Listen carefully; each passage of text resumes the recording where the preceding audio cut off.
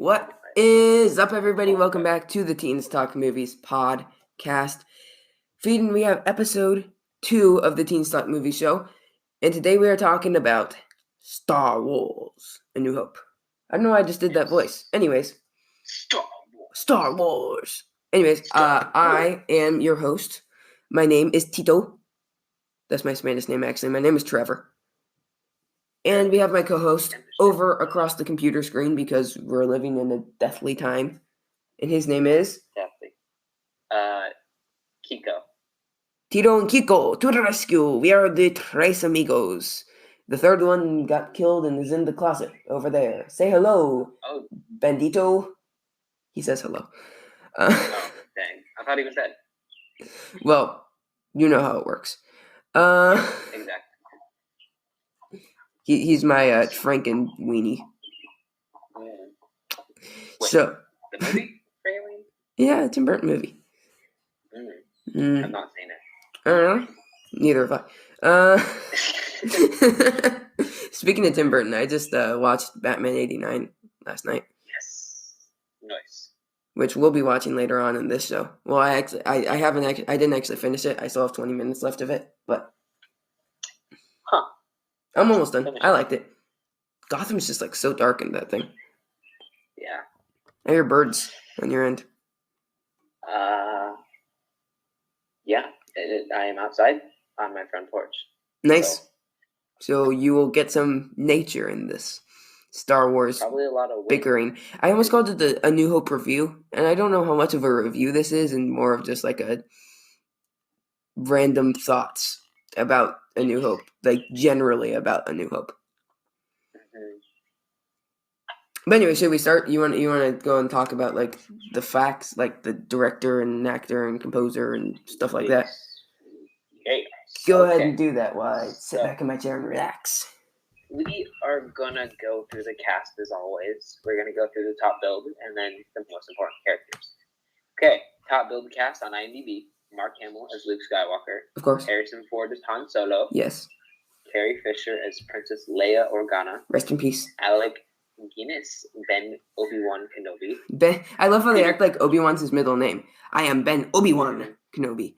Ben Obi-Wan Kenobi. Obi-Wan McGregor. Anthony Daniels as C-3PO, Kenny Baker as R2-D2, and Peter Mayhew as Chewbacca. Don't forget about Peter Cushing as Grand Moff Tarkin. GM. Oh, I just got through all of them. Okay, whatever. Wait a minute. Let's see how entertaining Atticus' voice is as he reads through the entire cast of Star Wars: A New Hope. David Prowse, Darth Vader, Prowse. Who did his James Earl Jones did the voice, but David Prowse physically played him. Yes. Phil Brown, Uncle Owen, Shilog Fraser, and Peru. Ooh, that's a weird name. Jack Purvis as Chief Jawa. I didn't even know there was a Chief Jawa. Yeah. Like, was there a Chief Jawa? I don't think so. Did he have a designated, like, was his cloak like a slightly darker shade of brown? Maybe.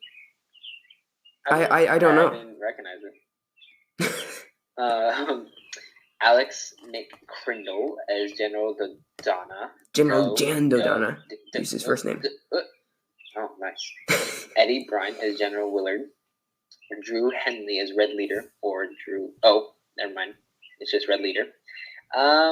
Dennis Lawson. Okay, that's good. We don't need to go through everything. No, we're going through all of them. Okay. We're going through all of them. Gary. See you in about 5 minutes, everybody. Biggs, Jack Claff, Red 4. I'll go eat dinner while he finishes. Red 6. Angus McLean's Gold Leader. Jeremy Sinden, Gold 2. Graham Ashley, Gold 5. Dom Henderson, General Taj. The die is silent. Huh. Interesting. Richard Leparmentor, General Moti. Moti. Okay. In that one, the I actually exists. And because on General Taj, it's supposed to be an E. It's Tagge. So that's just a typo. Taj. Okay. Yep. So Moti was the guy who he force choked, and then Taj is the guy with the Irish accent. Yes. Who's seen at the beginning of the movie. And the director is George Lucas. Obviously. It is written also by George Lucas. Wow. Let's see here. It's released 1977. It won 6 Oscars, which it won 6 or was nominated for 6? Did it actually win 6? 6 Oscars. Really? Yes, I did not know that until today. Those birds are really loud. Your birds are really loud. I don't have any birds. Oh. It won another 52 awards and had another 28 nominations. Yes. It is. So wait, so here, let me look at these Oscars. So what? Okay, so it won Best Art Direction / Set Decoration, Best Costume Design, Best Sound, Best Film Editing, Best Visual Effects, Best Original Score, and then it got a Special Achievement Award for Sound Effects, Ben Burtt. Interesting. Ben Burtt, actually, he voiced, I want to say that he voiced WALL-E. I'm pretty positive Ben Burtt actually voiced WALL-E in the Pixar movie WALL-E. And then it was nominated for Best Picture. Alec Guinness as Obi-Wan got nominated for Best Supporting Actor. George Lucas got a Best Director nom and then a Best Screenplay nom. Cool. Okay, do you want to start talking about the movie? Yes, sir. The plot of the film. While we're at it, let's tell those birds to shut up. Shut up, bird. Holy crap, it actually worked. No, they're still going. Oh, okay. So the galaxy is in a period of civil war. Rebel spies have stolen plans to the Galactic Empire's Death Star. Interesting. Ta-da! So anyways, so that's what we see in Rogue One. So the Death Star, the moon-sized space station, and it can destroy an entire planet. Wow. So Leia, who's secretly one of the rebellion's leaders, so she got the schematics as seen at the end of Rogue One. But then her starship was caught by the Death Star, who was under command of the ruthless Sir Lord Darth Vader. Darth Vader. Spoilers. But yeah. So I love this shot at the beginning of the film where you see the Tantive 4 running away from the destroyer is the Death Star at the beginning of the film, and you see how small the Tantive 4 is compared to the Death Star's destroyer. And it's crazy. It immediately gives you the feel of the small rebellion going up against the big empire. Yeah. Like it immediately shows basically you what it's trying to do. The size of this war and how small the rebellion is.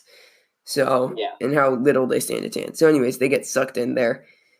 But before they're captured, Leia hides the plans and the memory of R2 along with the protocol droid C-3PO, and then they flee to Tatooine. So C-3PO, he's wandering around. He's like, "Oh my, the princess will get captured!" Wah wah wah. And then, anyways, R2 is like, and then goes into the escape pod. I don't know why I can't say escape. I just said it there, but escape pod. But then, anyways, C-3PO is like, "You overweight lob of grease, get in there." And then they go away. And then these Imperial officers, they're so dumb. They're like, well, there's no life forms in there, but you're looking for plans. Don't you think that they could have launched not even thinking about droids, but don't you think they could have launched these plans off of the ship? Yeah. And there wouldn't be any life. How would it? Yeah. How would it launch though? What? I mean, I'm just these Imperial officers are dumb. They're just like, well, there's no life form, so we won't shoot it. Why not shoot it? Yeah. Exactly. If there's no life forms, then why not shoot it? Yeah, exactly. Don't make any sense. But then, anyways, so the droids they get in an argument. They fight. They're mad at each other, and they go off on their separate ways. So then they're captured by Jawas. And then apparently there's now a Chief Jawa, as we just learned. And then, anyway, so these Jawas sell them to moisture farmers Owen and Beru, and then their nephew Luke, and they want to make sure that one speaks Bocce. So then they're like, "Hey, see, hey." I don't know why they started. Hey. I don't know why they started speaking Spanish. they're like the three amigos. And Owen, Beru, Luke, the three amigos on the desert land of Tatooine. See, we need Bocce. So now that I've done that, they're looking for a Bocce droid, and then I don't know why they take R2. They weren't looking for an astromech. They needed the protocol droid that spoke Bocce. Yeah. But anyways, they originally take R5D4. And then and then it explodes. Which I swear in the original version of the film, because I watched the version on Disney Plus. Because there's 8 different versions of this movie because George Lucas can't make up his mind. But I swear in the original version of the film, R2D2 sabotages R5D4 and does something with the circuits. I think you're right, actually. Because so there's the original version, then there is the special editions, which I have on Blu-ray. And then there's the Disney Plus version because they added in some extra stuff and took out some stuff for the Disney Plus versions of these movies. So I was warned that on at least the special edition of it, R2 does something to tamper with R5. That sounds actually right. I'm not like the one I saw. It just exploded. Actually, that bird. We should name those birds. Shut up. It's literally right on my neighbor's house. It's so close to me that I could throw a rock at it, but I wouldn't. Should probably call you for animal abuse. Probably go inside. Yeah, probably. Yeah, probably. Should I go? Probably should. I go inside. Yeah.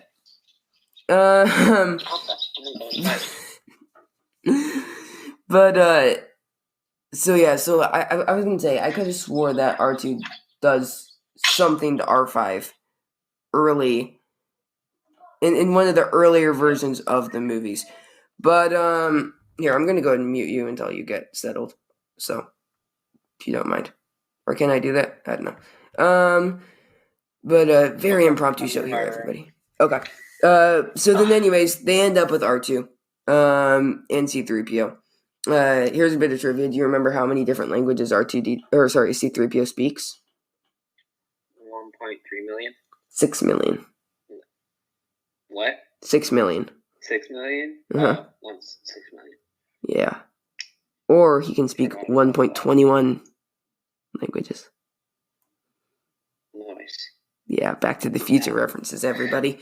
So then while cleaning up R2, Luke, he accidentally triggers part of this holographic recording of Leia in which she requests help from Obi-Wan. There's this great trailer edit, and it's A New Hope edited to be like the Guardians of the Galaxy trailer. Mm-hmm. And they show, and there's this scene in it, and then when Luke, when the message drops out from R2D2, Leia's message, instead of help me, Obi-Wan Kenobi, you're my only hope, it goes, I'm hooked on a That's amazing. It's so good. But anyways, she's like, you served my father in the Clone Wars, help me, Obi-Wan Kenobi, you're my only hope. And this one mention of the Clone Wars, spawned a 7-season TV show. Yes. Just think about that for a minute. We had named before. I love that show. Are you almost done with it? Yeah, I've gotten to season 6, I believe. Okay. It's so It's good. so good. So then Luke's like, well, I don't know any Obi-Wan Kenobi, but I know old Ben Kenobi across the Dune Sea. So then they go to old Ben Kenobi across the Dune Sea. So it wouldn't be a movie if they didn't. Yeah, it's just like this picture like, I know old Ben Kenobi. I should probably just stick to my chores. I'd love to see that alternate version of the movie. Luke's just sitting there doing stuff with Going ashore. C-3PO and R2-D2. I'd have to imagine that R2-D2 would eventually just like run off and find Obi-Wan. Yeah. But yeah. And then he asks his uncle if he knows anything, but then Uncle Owen's just like, oh, I don't know about your old Ben guy. And then Ben guy. and interrupt me at any moment here. I just feel like I'm rambling if you want to talk about a certain part. But then anyways, Luke wakes up the next. You usually do. You usually do the plot. Yeah. But you can interrupt me, like if you want to talk about the part. Like, you know what? I saw that mechanical thing in the background of Luke's room, and it looked really cool. So let's talk about that. Like, if you want to do that, if you want to do that at any moment, just let me know. Okay. But then, anyways, I shall interrupt you. Okay. So the next morning, Luke, he finds R2 missing. He's like, oh no, I gotta go find him because Owen will be mad. No. So then, anyways, he goes to try and find him, and then he finds old Ben because he's like, the sand people attack him. And then the music, the music when Obi-Wan shows up is so weird. It's like, it's so good, right? Not one of John Williams' finest moments, in my opinion. But so then Luke's like, this little droid, he claims to know you, and Obi-Wan's like, I don't ever remember owning a droid. And then like, what about R4P17? He got his head chopped off by the Budge droids in Revenge of the Sith. You don't remember him? Shame. Remember him? Picture R4P17 in droid heaven, just like crying. R.I.P. So sad when that droid gets his head lopped off. Cry every time. Sad. I cry every time. Top 10 anime deaths. Top 10. But then, anyways, Obi-Wan, he's like, I know him because he's me, right? And then, which I always, when I first saw this movie when I was like 5 years old, I thought that he would like pretend to be like somebody else, like Yoda did, Yeah. But no, he just comes straight out and is like, yeah, I'm Obi-Wan. Like, how do you know Luke isn't like this Imperial spy or like a Sith Inquisitor? Maybe he's using the Force to like tell that he's not. Yeah. Okay. Because that's how the Force works, right? Yeah, obviously. You just you know every rule of the Force. Yep. Okay. So then, anyways, Obi-Wan starts talking about like the Jedi Knights and how his father was a Jedi Knight who got taken down, and they used to be like part of the Republic, and there's the Force, and then they were all destroyed by the Empire. And then Luke learns that his father, was so Obi-Wan tells him that his father was killed by Darth Vader, a former pupil of Obi-Wan's, and then Luke gets all sad, and he's like, oh, I want to do this, but then I can't because the chores. So, I mean, if I'm Luke right here, if I'm being honest. That's because chores. Those darn chores. You gotta do them, otherwise he'll die. Luke before this was so like, I want to get off this planet. I want to go and fight. And then I gotta do chores. And then this dude, but he's like, but then he's like, Uncle Owen, can I go get off this planet so I can go fight? And then chores. Uncle Owen's like, no, you gotta do chores. And then this dude Obi-Wan's just like, I can take you off this planet and train you so you can fight. And Luke's like, nah, I gotta do chores. Like, come on, man, he's giving you an opportunity. Come on, man. But then Obi-Wan, he gives him Luke's old weapon. And I love in the Lego version of this game, Luke starts swinging it around, and then he gives Luke's old weapon. Obi-Wan gives Luke his father's old weapon. Yes. I was about to say, I was gonna be like, wait a minute. But then anyways, I love in the Lego version of this movie, the Lego game, the Star Wars The Complete Saga game. Luke starts like swinging around the lightsaber, and then he cuts off C-3PO's head. Gold. Yeah. I wish that happened in the movie, but alas, it didn't, because it would have been PG-13. No. Oh shoot. For droid beheadings, like R4P17. Sadness. Droid abuse. But then anyways, R2 plays Leia's full message for Obi-Wan, and she wants him to. He's stroking his beard. Yes, he's like, But then, anyways, she plays the message for Obi-Wan, and she begs him to take the Death Star plans to her home planet of Alderaan, and she gives them to her father for analysis and stuff. So then, anyways, Obi-Wan's like, yeah, take. I'll take you to Alderaan, and you can learn the Force. But then Luke says, yeah, my aunt and uncle need me, so I can't. Again, you were just saying. I'm just picturing him like stranger danger. I have chores. Exactly. Yeah. But then, anyways, as they're going home, he finds that Imperial stormtroopers have killed his aunt and uncle and destroyed their farm in their search for the droids. So here's something that I'm thinking. Like, so Luke, they find out the Jawa was massacred, right? Yeah. And then Luke's like, oh, it's the Sand People. And Obi-Wan's like, no, it's too precise for Sand. Like, only stormtroopers are so precise. And then for the rest of the trilogy, a stormtrooper can't make a single shot. Exactly. Like, wait a minute. Yeah. It's a different type of stormtrooper. Like, well, I guess we never see the Sand stormtroopers in action. Flame trooper or sand trooper. Yeah. Like we never actually do see the Sand trooper in action. Yeah. But they're also supposedly weak-minded because Obi-Wan was able to force trick them like super easily. Yes. So wait, what were the ones in Rogue One that come to capture the Ursos in the first scene? Those were Shadow Troopers. Shadow Troopers. Boom. I was like, those things are cool. Yeah, and yeah, they're fun to play with in Battlefront. I know, they're so cool because then you can disguise yourself. I love those things. Yeah. Yeah. But then, anyways, sorry, way off topic. Did you see the Star Wars Squadrons trailer? No, I didn't. Okay, we'll watch that when we're on break. It's a new video game. Ooh. Anyway, we'll watch that when we're on break. But anyway, wait, we're still recording right now. Yes. But then, anyways, since all the stormtroopers killed his aunt and uncle, and probably the most graphic scene in the original trilogy. Yes.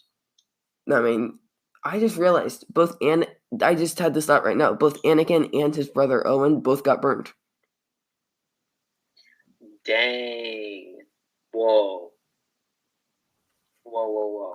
I just realized that. I'm pretty smart. That's true. Gotta give it to myself. I'm pretty smart. Yeah, I gotta give it to myself. I'm pretty impressed with myself. But then, anyway, so then he's like, well, I guess I got no choice. I have no more chores. And then he takes off, and they go to the cantina. And then, because you'll never find a place of more scum and villainy, or whatever he says. So then they go in, and then they find Han Solo, and then Han's like, 20,000. Or what did he say? 12,000. He says 12,000. 12,000 originally. And then everyone's like, 2,000 now. 15 when we get there. Ooh. And Han's like, whoa, 17,000? That's 5,000 more than I asked for. You know how to do math, man? I guess not. And then, anyways, he gets super excited. And he's like, I'm going to be able to, pay off Jabba. I'm cool now, And then Greedo shows up. After they leave, right? We forgot where he cuts off Ponda Baba's arm because Dr. Evazan gets mad at Luke. Yes. That might be the most graphic part. I don't know, what is the most graphic part of the original trilogy?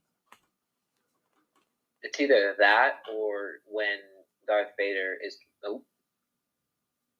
wait, should I say or not? Because it's a spoiler. I mean, peeps, cover your ears for 15 seconds if you've never seen the rest of the original trilogy. 3, 2, 1. I think the most graphic part, besides dude getting his arm chopped off, is when Darth Vader's getting electrocuted and then throws the Emperor down. I don't know. Okay. You can come back now. Here, I'll yell it because if they're covering their ears, they may not hear. Come back now. Okay. So,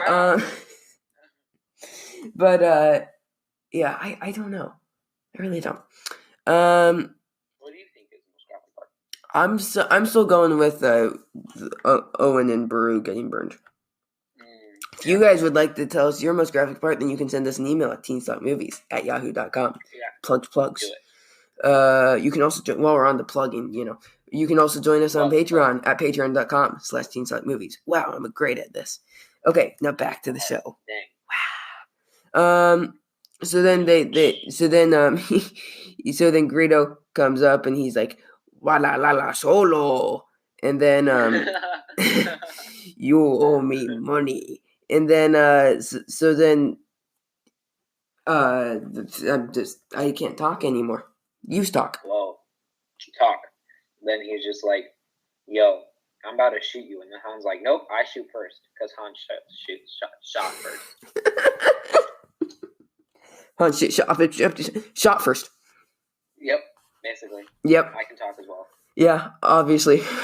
We're both perfect podcasters because we can both talk. Yep. Anyways, and then Greedo's like, McClunky! And then, he does say that in the movie. He does, but you just said it perfectly. So with the Disney Plus versions of the movies, they added McClunky into every single Star Wars movie. You can find the words only in the Disney Plus versions, but you can find the words McClunky in every Star Wars film. That's really funny. Yeah. So, what does it mean? Just no clue. Maybe over break we'll Google McClunky. If you guys would like to see what we do during the break, join the $5 tier on Patreon. Plugs. Yeah. So, yeah, and we'll also watch, the trailer during then. But then, anyways, during this time, Leia's getting, tortured and stuff. Dang, so that's rough. Yep, rough times. Bad times at the El Royale. Plugs. But then anyways, Han takes off because now, Grindon, the spy with the long nose, he, figures out that Han's, running away, and then he calls the Imperials, and then they're all like, where? We gotta get him. And then, they all rush to Docking Bay 94, and then they start trying to get Han, and Han's like, hey, we're in a bit of a hurry here, so if you just don't mind, get on the ship, and we're gonna leave. So then they all take off, and yeah. Yes, basically. And then Leia's still getting tortured and stuff. Dang. Rough times. Anyways, I think that we are going to go to a break right now. Again, guys, if you would like to see what we do during our breaks, we're going to look up what McClunky means and watch a Star Wars video game trailer. You can see everything that goes on before, after, and in between the breaks of the show if you join the $5 tier. You get a behind-the-scenes version of the show, but if you don't want to give us $5 a month, it's only $5. Then you'll just hear an ad right now, and yeah, so we're gonna do that now, and we'll see you guys in a minute. Goodbye, farewell. We see you all again. Adieu. Okay. The sound of music. Okay, guys, Trevor here from Teen Talk Movies. I'm interrupting the show, okay? But it's important, because I got to tell you about Anchor. So if you haven't heard about Anchor, it's the easiest way to make a podcast. It's how I do it, and I like easy. First of all, it's free. I also like free. There's creation tools that will allow you to record and edit your podcast right from your phone or your computer.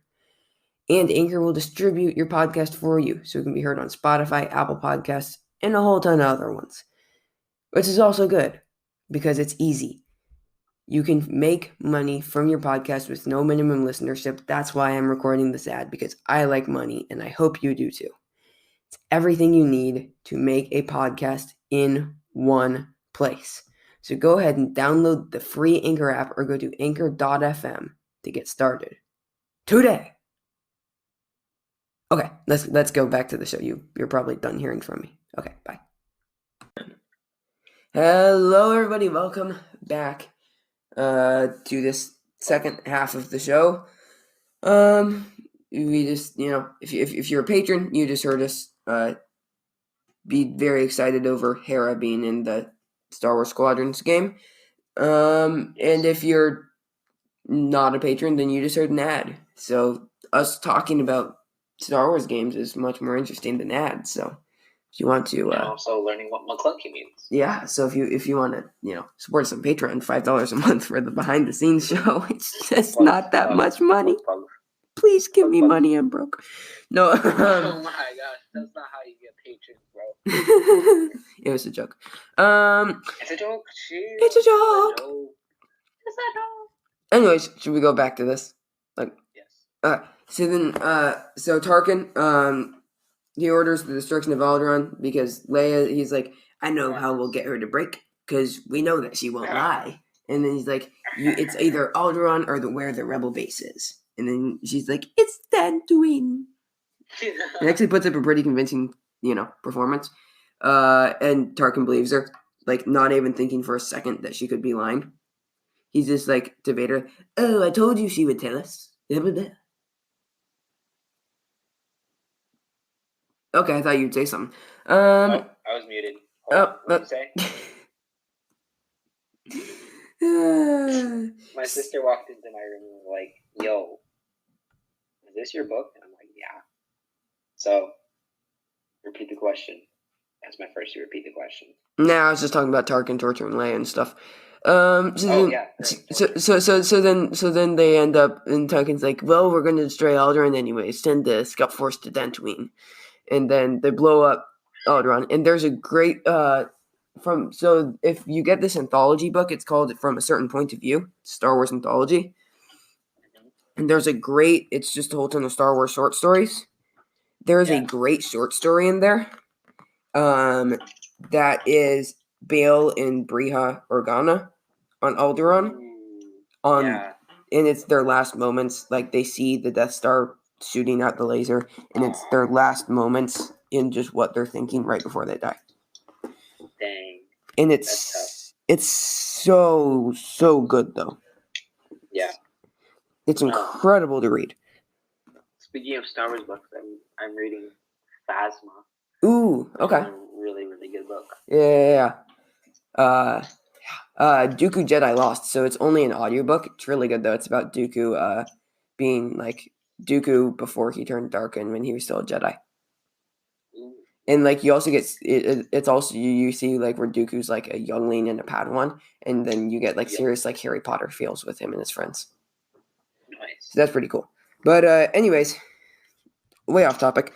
But then so the Millennium Falcon, they're flying over, and then they're just like, whoa, something just got blown up. And then in the meantime, Luke, he was like training with the blaster ball thingy. The blaster ball thingy. Yeah. So then that was a thing. And then Han's all like, yeah, the Force doesn't exist. And, Hokey religion. Wait. Yeah.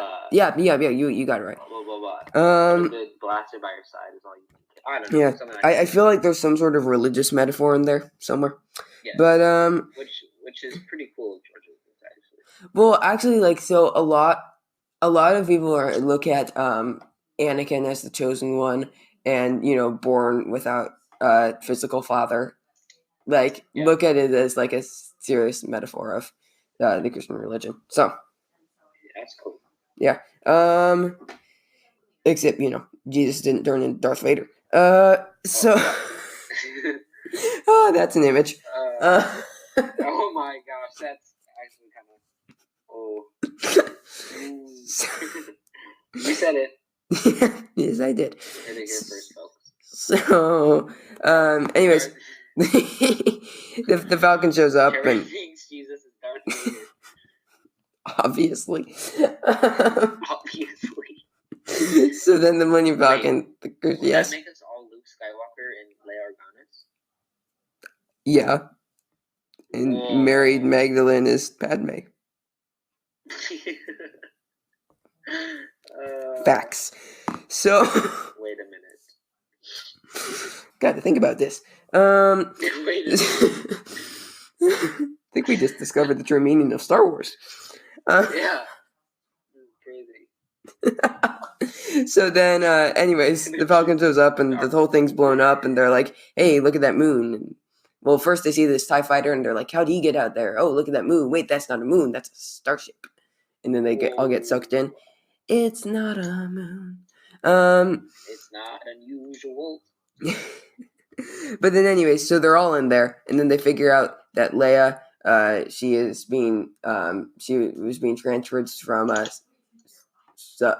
cell block AA23 to cell block 2187, and then 2187.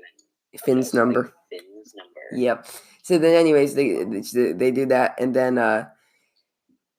they're like, oh well, we got to go help her, right? And then they tell C-3PO and R2-D2 to go like hide in the closet, because they hide in the closet. They well, when they come out, they're all like in the smugglers' hats, and then they pretend to be stormtroopers and then come out and whatever, right?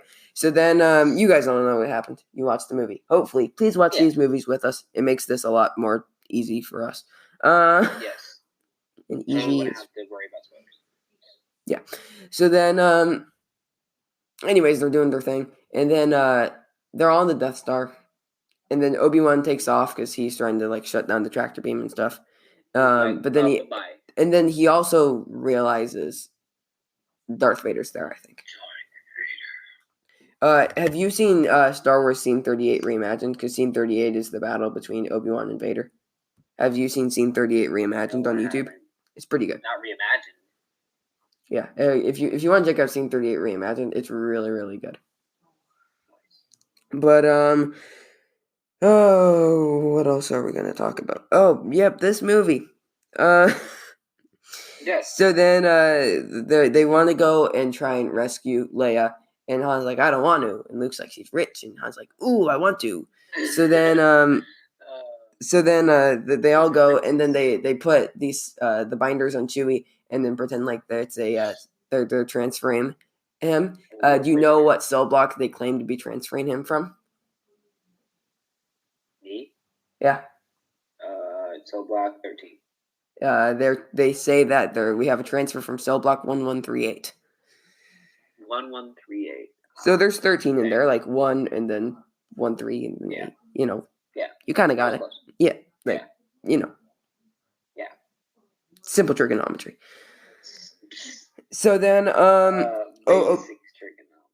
so then anyways, they go and rescue Leia, and Leia's like, I don't need to be rescued, and like, you're short a stormtrooper, and he's like, oh yeah, it's the helmet, and then they all take off, and then they go, because then the stormtroopers come. I think before this, an underrated funny moment of Star Wars is where it's comedy time, everybody. An underrated funny moment of Star Wars though is when Han is like talking to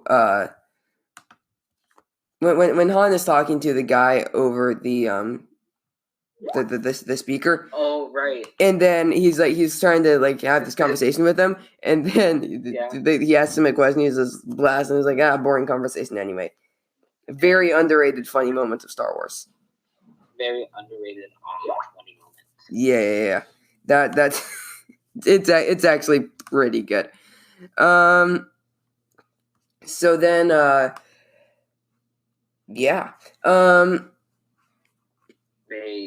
obviously, save Leia. Yeah, but she don't really need saving. Not really, because she is cool. Yeah. So then anyways, she's like, get this walking carpet out of my way. And then Han decides to be a sexist, and he's like, we don't need any more female advice. And Leia just kind of ignores it because it was the 70s, so there is still. Yeah. Moving on from serious conversations, because we don't like that on the show, except when it's Jesus as Darth Vader. That's a serious conversation that needs to happen. The true meaning of Star Wars. Jesus. So then, anyways, they all get into the trash compactor because they think that's a smart thing to do. And then, anyways, it starts smashing. And then I don't understand how, like, the sea monster thing inside of there is still alive if it gets smashed every day, but whatever. Yo, finally, I got some food. I know. And then tries to drag Luke under. And then, anyways, they tell C-3PO and R2-D2 to shut down the thing. And C-3PO, being the idiot he is, forgot to grab his microphone thingy. So then, anyways, they end up doing it just in time, right before they all get turned into pancakes and stuff. And then, I've noticed the faster I talk, I develop a southern accent. Really? Yeah. I've not noticed this. Me neither. So, do it. well, I have to actually start talking. Oh, then start talking. Okay. So then, anyways, Obi-Wan, he sees that they need a distraction to get back onto the Falcon, and then he starts fighting with Vader, and he's like, with the master and the apprentice, and now we switched, and and then they start fighting, and Obi-Wan just starts. Well, that's the sound that old men make when they swing lightsabers. Wee. But then I just. If you look at it, you realize that it's a 60-year-old and 50-year-old man just swinging around laser swords. That's what Star Wars is. Oh my gosh. When you break down Star Wars, scene 38, it's really a 50-year-old burned man in a black suit. Whoa, and a 60-year-old deranged man in a cloak swinging around lasers. That, folks, is the true meaning of Star Wars. How to fight when you're old. What? It's just a guidebook on how to fight when you're old. Yeah. How to protect yourself at the senior citizens home. First, you gotta get yourself a laser sword and watch out for all people dressed in black breathing suits. Which actually, a lot of people probably have breathing suits at nursing homes. Probably. Gotta watch out for them people. Especially if they have a red cane. Jeez, you're in trouble, man. To all of our senior citizens out there, stay away from those people. So then, anyways, they end up getting off the Falcon because Obi-Wan sacrificed him for himself because he's like, this is the Force. This is my time. My time is now. I want somebody to make an edit of Obi-Wan when he dies, and then the John Cena theme is just playing in the background. He just looks at he just looks at Luke as he's fighting. He's just like, my time is now, and then gets cut in half. So that's the way to go. So then, anyways, Luke gets really sad, and then they go back on the Millennium Falcon. And then Luke's sitting there all depressed, he died. Sadness. Depression time. And then yeah, so then they all go back to the Yavin 4 planet moon thing. That one. That thing. Great map on Battlefront too. And they managed to fight off 4 TIE fighters on their way home. Mommy, on the way home, I fought off TIE fighters. Wait. Words are hard. You do the next part. I don't want to talk about it. Just do the next part. Do the next part. Okay. So after they fought the Tor fight, I can't even say. What did you even say? I don't know. You said firefighters, which was kind of funny. I'm just going to talk now. If you're done making fun of me. Okay. I will continue on with the plot, Atticus. Okay. So then Leia, they show the schematics, and General Jan Dodonna, he's like, yeah, we gotta fire the thing in the hole, and then it will blow up. And then so then this one idiot's just like, wow, that's hard, and Luke's like, nah, I did it with my womp rats back home. And then anyways, Han gets his reward for Leia's rescue, which we never actually learned what his reward was. Yeah. Marriage later in life. Oops, spoilers. Wait a minute. Then anyways, he decides to leave because he's gonna go repay Jabba, and then Luke decides to join the Rebel Squadron for their attack against the approaching Death Star, which is going to be here in 30 minutes. TIE fighter. I mean, X-wing. TIE firefighter. TIE firefighter. Yeah, obviously. And then, anyways, Big Starklighter, his old friend, is home, and they're like, yeah, we're going to talk about stuff, right?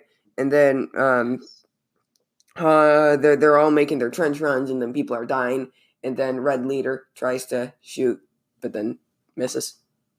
But then misses and then gets blown up. Yeah. So then, anyways, Luke then goes and makes his run, and then Vader's behind him, and he's like, the Force is strong with this kid. I better recruit him to my team, right?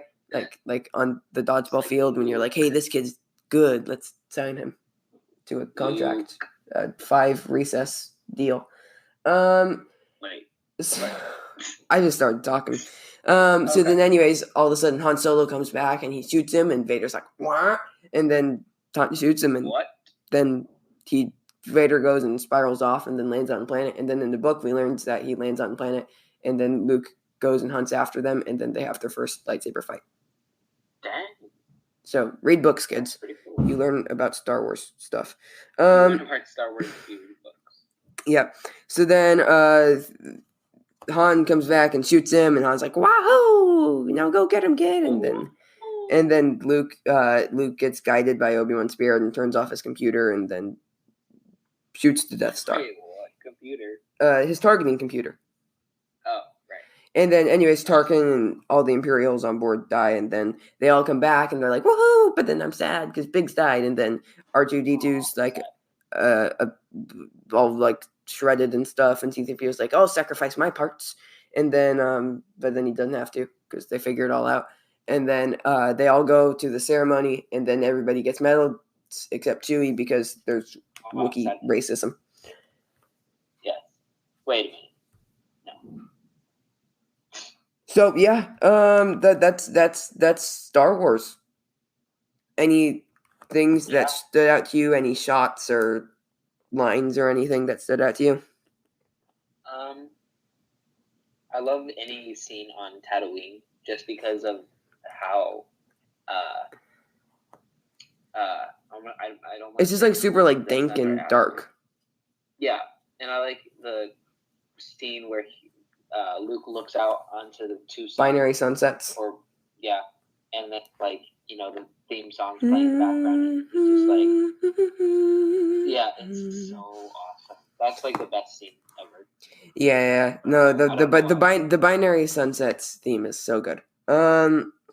Anyways, I do think that this is one of the most. I mean, this was the first. I would say, in my opinion, this is the first big like summer blockbuster. I think that Star Wars: A New Hope started the summer blockbuster. Yeah. Like, I honestly think that it was the first one. When was it released? Yeah, it was released late May. Oh, right. May 25th, 1977. Yep. So, I really think that this is one of the most important movies that shaped how films are today, and as well as for sure. as well as like the special effects scene in this movie, nothing like that had been seen before. Yeah, and that's why it won 6 Oscars. Yeah, you know what's the best part about this movie though? What? The dubbed over version that was sent over to China. So good. Oh. So good. Wait, we should watch that together. Yeah. Sure. But anyways, anything else you want to say about this movie before we get on to like our Oscars and stuff? Oh yeah, hey, do you want to talk about the box office of this movie? Wait, what did you say? Box office. Oh, sure. Yeah. Okay, well, let me look it up because I don't actually have this prepared. A New Hope. What do we have prepared on this show? It made $775 million. Which is really good for 1977. Here, let me get like a converter. Start talking, and I'll try and convert this. Let's see. Random thing, but obviously, when in Star Wars movies, they're not using actual swords, but they're using, like a hilt of like a lightsaber, and I think it's just edited on the lightsaber. It's not like, it's just a hilt that they're swinging around. They're not actually fighting, which is actually kind of cool. I just learned that yesterday, actually. I thought they were using a green lightsaber so that it would, like, or not a green lightsaber, but like something that shows up and then you can change the color of it with like effects. But yeah, I just learned that yesterday. Cool. Okay. So you know how much it would make if it was released today? How much would it make? $3.3 billion. Ooh, dang. That's how much it is adjusted for inflation. It raises by 323.1%. That's crazy. So,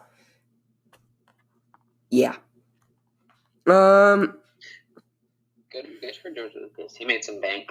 He made some bank, yeah. And then he sold it for like $6 billion. To Disney. Disney. Anyways, do you want to take another break and then do like our Oscars and stuff? Yes. Okay. Disney wants to rule everybody in the end. Well, they already do. You're gonna be owned by Disney. I already am. Wait a minute. This podcast is owned by Disney. Wait. They already bought it. Disney owns For everything. how much money? Like $2. Oh. We ain't getting George Lucas deals. Nope. But anyways, do you want to go to another break and then we can go ahead and do like our Oscars and stuff and then our ratings and then talk about what we're doing next week? Yes. And plug our Patreon, please. Support us. Plug. Please. Wait, we forgot to do the plot song. Oh, do it now to close us out of plot. Oh yeah, it's end of plot time. Thanks for listening to Plot Time with Trevor and Atticus. Okay, we're gonna go to a break. See you guys in a minute. Goodbye. Okay, so guys, we are back with our little Oscar ceremony here. So the awards that we have decided on to do are Best Original Score, Best Screenplay, Best Supporting Actress, Best Supporting Actor, Best Actress, Best Actor, Best Director, Best Picture. So we're going to go up the list. So we are going to start with Best Original Score. So obviously we're going to each nominate A New Hope. Yes, Like, that's who I nominate. So now, so John Williams' score for A New Hope. Do we put that above the Batman score? I say sure. Yes. Yes, me too. So Star Wars A New Hope is the new number 1 for Best Original Score. Now best... And that's how we're going to do it for the movies, eh? Yeah. Oh, cool. So we'll just have an ongoing ranking for all of these. Awesome. So now best screenplay. Obviously, we're each going to nominate A New Hope. Yeah. Now, do you put it above or below Batman 66? So we'll say our answers on 3. 3, 2, 1. Above. Right? Yes. Above. Okay. So I said mine too early. It's fine. Okay. So now we get into the interesting one. Best Supporting Actress. So there's really only... Okay. Do you count Carrie Fisher as a lead or a supporting? Oh, a lead. I'd say a lead. Same. So for supporting, that means that we have the actress who played Beru. Oh, shoot. Who is really the only one that we have to nominate. Because the only reason we didn't do 2 for Batman 66, because the rules are going to be we have to nominate someone from each movie, but there's only one female in Batman 66. So. Yeah. Okay, so who played Aunt Beru? Her name is I want to say Agnes, but it's not Agnes. It's Shelag Fraser. So let's say it's between Shelag Fraser and Lee Merriweather from Batman 66. So we're going to say who's our number 1 between I already forgot her name. Aunt Beru is Shelag Fraser. So between Shelag Fraser and Lee Merriweather, we're going to decide who's our number 1 Best Supporting Actress. In 3, 2, 1. Lee Merriweather. Lee Merriweather. Nice. Okay.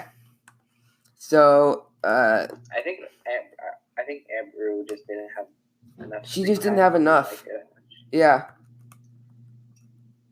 So now I have the pleasure of spelling this name. Okay. So now we're going to go to Best Supporting Actor. So we had Alan Napier and Burgess Meredith, and I can agree that Alan Napier can be our nomination from last week. Yeah. I'll give that one to you. So I'll take Burgess Meredith off this list. Because the goal is to come to one combined answer between the two of us. Yeah. So I'll give Alan Napier to you from last week. So who do you want to nominate this week for Best Supporting Actor? Because I'd say Grandma Tarkin. So you're nominating Peter Cushing. Yeah. I was going to say Alec Guinness as Obi-Wan. Oh, actually, yeah, I'll have to go with Obi-Wan, actually. Okay, so we're agreeing on Alec Guinness as Obi-Wan as our nomination.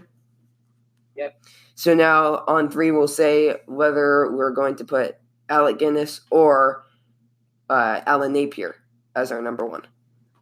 Okay. In 3, 2, 1, Alec Guinness. Alex Guinness. Yes. Okay, so we're each going with Alec Guinness as our number 1. Wait, is it Alec or Alec? Alec. Oh, like Alec Baldwin? Yes. Okay. Cool. Okay. So now Best Actress, we have no one so far. And I think it's fair to say we're each going to nominate Carrie Fisher.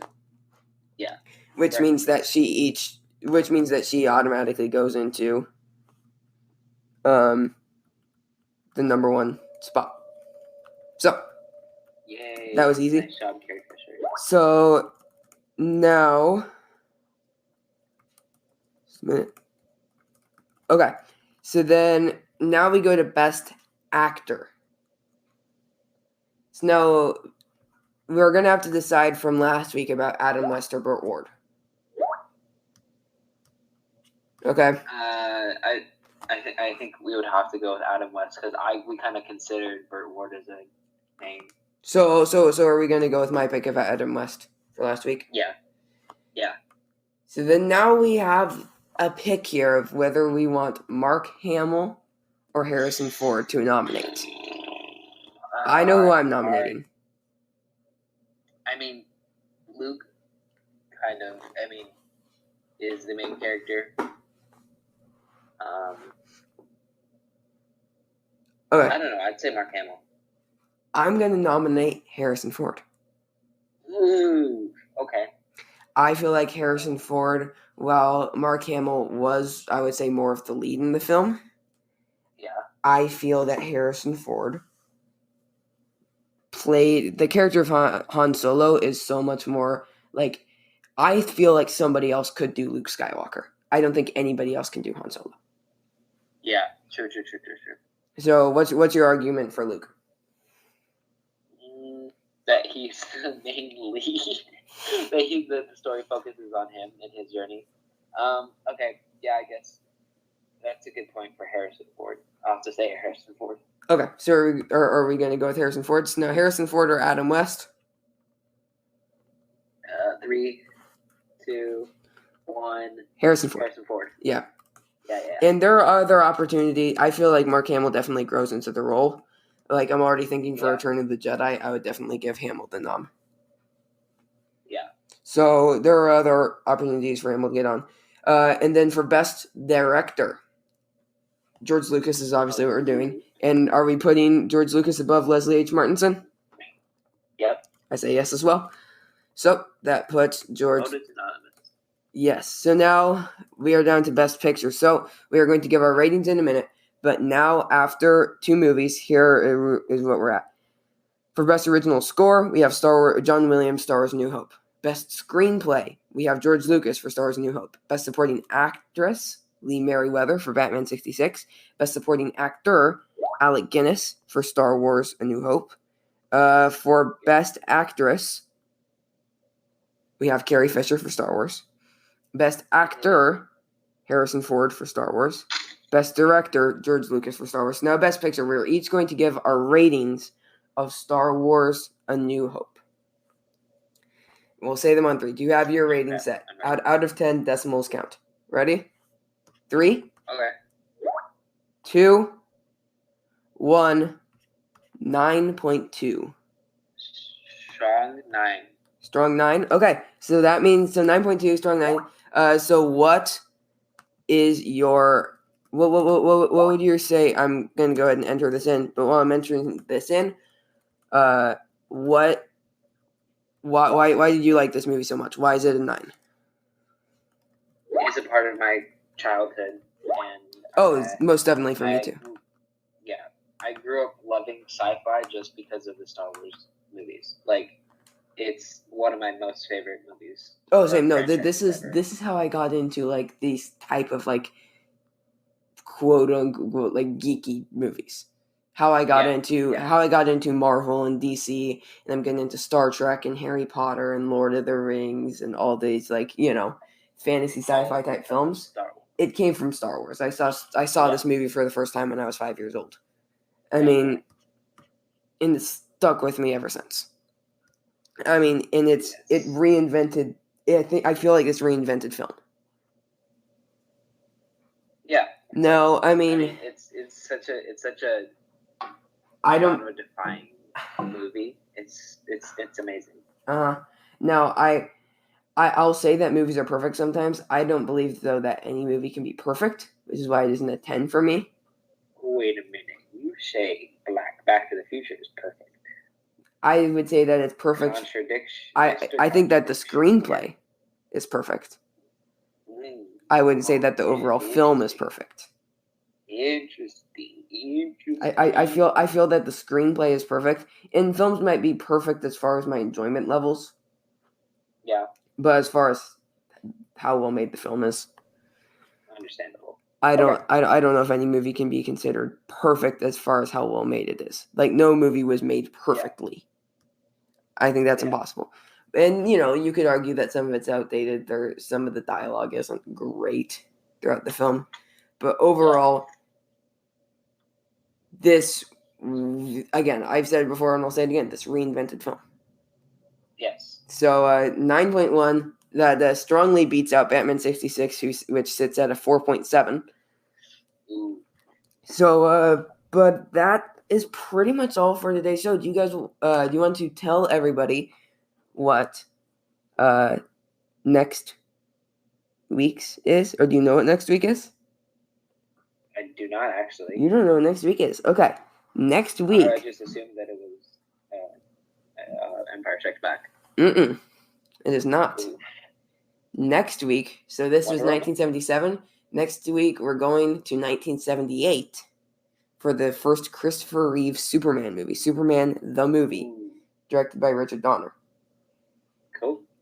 Have you ever seen it? I'm excited. I've never seen it. I've never seen it either. The only Superman movie I've ever seen is Man of Steel. Same. So I'm excited to get into we have Superman 2, Superman 3, Superman 4, The Quest for Peace. Ooh. Yeah, we don't talk about those. We still have Batman and Robin to watch as well later. Ooh, that's gonna be pretty bad. Oh wait, no, it's not, because we're not in the 60s anymore. Never mind. No, Batman and Robin is supposed to be pretty bad. Ooh. 1997. So we'll see. Let's see. But yeah, so next week we are watching Superman the movie. So that should be fun. Neither of us have ever seen it. So it should be fun. Christopher Reeve is an iconic Superman. So yeah, let's I'll go ahead and look up where you can watch it. But so that way, you can talk it. Can you talk more while I look this up? Yes. Let's see. Okay, never mind. I have it up. So Superman the movie. Geez, this movie's 3 hours and 8 minutes. Wait, seriously? Yeah. That's longer than Endgame. Yeah. Wow. This is long. Better be good. Has a 94% on Rotten Tomatoes. Seriously? It's 80%. It's 80% on Metacritic and 73 on IMDb. So, yeah. Anyways, you can on YouTube, Google Play, Vudu, and Amazon Prime. You can rent it for $3 on iTunes. You can rent it for $13 or buy it for $13, and then it's free. Rent it for $13. And then it's free on DC Universe. Nice. I'll probably watch it on Amazon Prime for $3. Yeah, I wanted to get a DC Universe subscription, but it's a lot of money. It's a lot of money. I mean, and a lot of it is because you get access to pretty much every DC comic ever. Yeah, and you get access to all their exclusive shows. And plus every DC film or TV show. So you get a lot. Yeah.